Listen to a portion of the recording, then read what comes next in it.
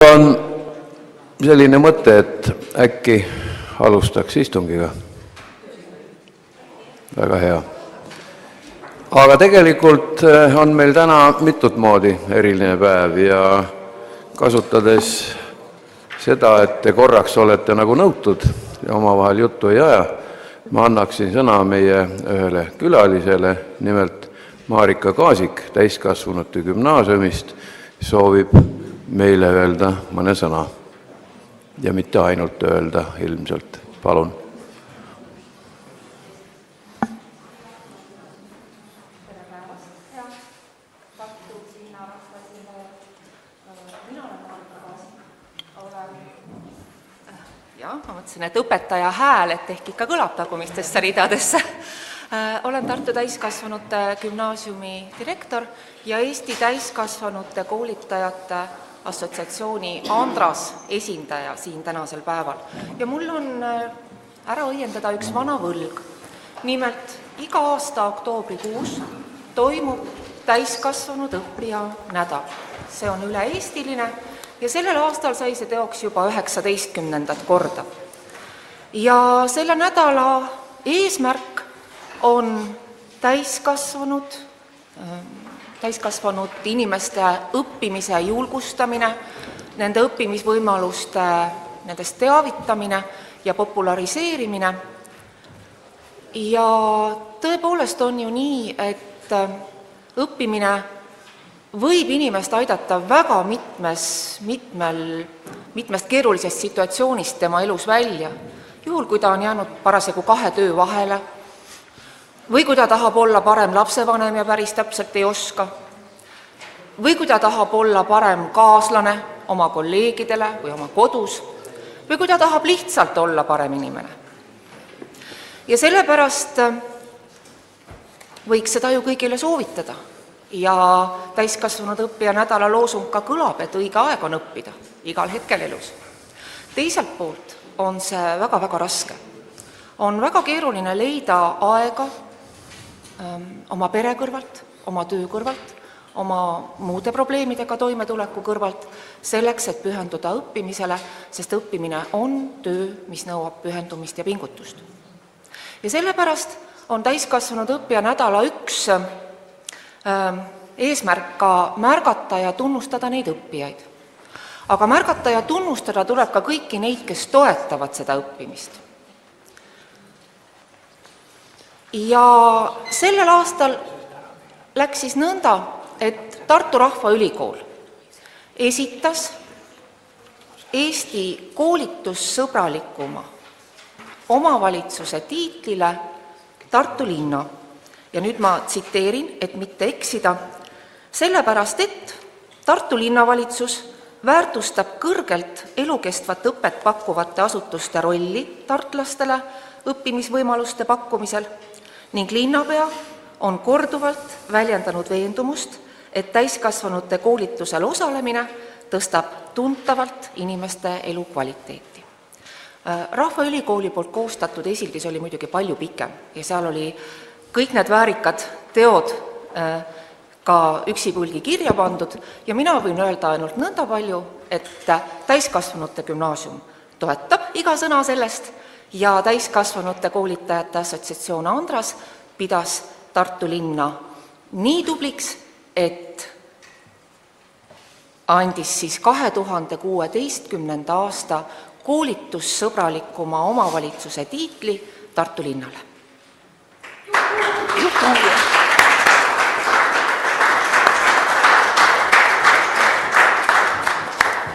Tuleme kohe 2 mehega. Jah.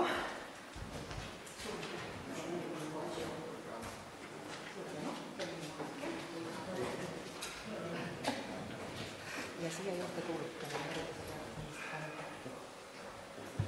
Suur aitäh.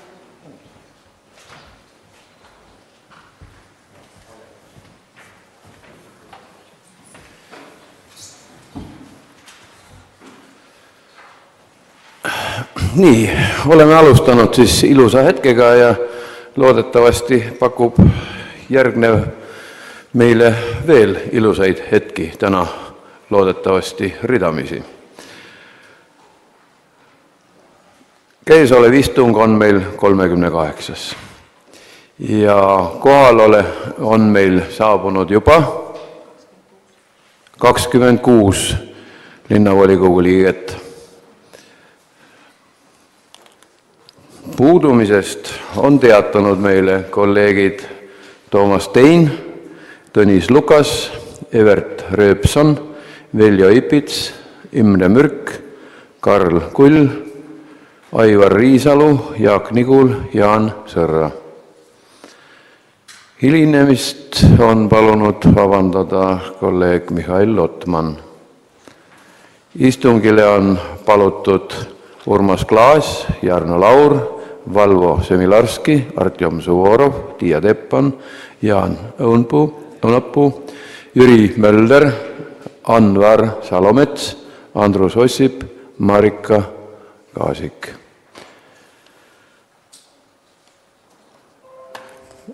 Teile on laudadele saanud siis istungi päevakorra eelnõu, mille on eestseisus läbi vaadanud ja sellisel kujul teile hinnangu andmiseks esitanud.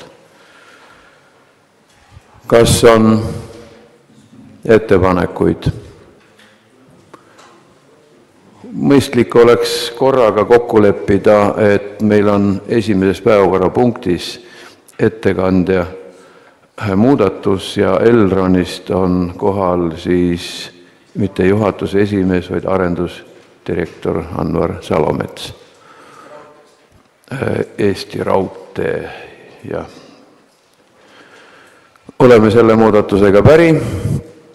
Panen hääletusele, kes on selle poolt, et teie ees olev päevakord kinnitada meil tänaseks istungiks. Palun käega märku anda.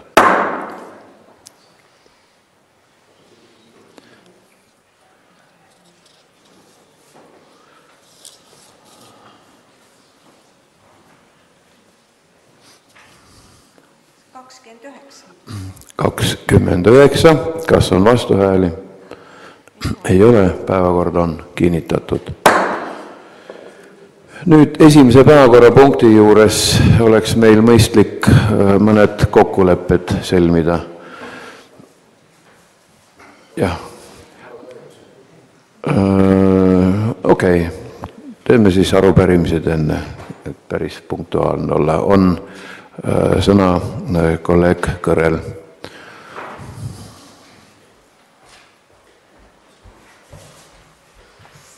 Aitäh, lugupeetud volikogu esimees, volinikud ja külalised. Ma annan IRL-i fraktsiooni nimel üle arupärimise abilinnapea Tiia Teppanile ja selle sisuks on Tartu linna lastehoiu korralduses kavandatud muutused. Me loeme ajalehest, et linnavalitsus on langetanud põhimõttelise otsuse müüa Taara puiestee 8 hoone, milles tänasel päeval tegutseb lasteaed Nukitsamees erivajadustega lastele. Ja nüüd, kui otsida põhjendusi selleks müügiks ja sisuliselt lasteaia sulgemiseks, siis me neid põhjendusi ei leidnud. Et volikogu alles hiljaaegu septembrikuu istungil vaatas läbi meie arengukava aastani 2020 ja selles arengukavas seisab selline punkt, et tuleb ehitada hiljemalt aastaks 2019 hariduslike erivajadustega lastele lasteaed. Et meile jääb arusaamatuks siis, mis toimub, sulgeme selle lasteaia, mis vähemalt avalikult ei ole leidnud kriitikat ei lapsevanemate poolt ega ka selle personali poolt, kes seal majas tegutseb. Ja viime need lapsed ära ja siis ehitame aastaks 2019 uue lasteaia sellele samale sihtgrupile ja hakkame siis neid lapsi uuesti sinna uude lasteaeda viima. Või on hoopis mingisugused muud plaanid. Nendest muudest plaanidest meie fraktsioon paraku ei tea mitte midagi. Et meile jäävad need põhjendused, nii see organisatsiooniline pool kui ka selle hoone nagu müük, arusaamatuks ja me hea meelega tahaksime saada infot selle kohta arupärimise vormis. aitäh. Teine arupärimine, palun. Ja teine arupärimine haakub esimesega, et otsides siis põhjendusi nendele sammudele, mida linnavalitsus kavatseb, mida ma eelnevalt lühidalt kirjeldasin, vaatasime me läbi igasuguseid tähtsaid dokumente, arengukava ma nimetasin, eks ole, ja siis me puhtjuhuslikult sattusime ühele Riigikontrolli aruandele, nimelt käesoleva aasta oktoobrikuus siis on Riigikontroll saanud valmis aruande või analüüsi ülevaade omavalitsuste hoonestatud kinnisvarast ja selle haldamisest. Ja selles aruandes või analüüsis on sees ka Tartu linn on haaratud sellega ja seal on siis kirjeldatud teoreetiliselt justkui kogu selle Tartu linna omanduses olevat kinnisvara, tema seisu, otstarvet, remondivajadusi, tulevasi funktsioone, ka seda, mis on vajalik siis Tartu linna kui omavalitsuse ülesannete täitmiseks ja mis ei ole vajalik, siis mis müüakse või mis lammutatakse. Ja meil on nüüd veider olla selles situatsioonis, et olles küll linnaelanike volitatud esindajad, peaksime me valdama maksimaalselt informatsiooni, mis selle linna kohta on olemas, paraku me seda ei valda. Et meil on väga lihtne soov, et me tahaksime siis näha seda aruannet või analüüsi, mis Tartu linn on esitanud Riigikontrollile Tartu linnas munitsipaalvara kasutamise kohta. Me ei taha seda teemat, vähemalt esialgu, kui me seda analüüsi ei ole näinud, käsitleda avalikult, vaid me soovime seda kirjalikus vormis.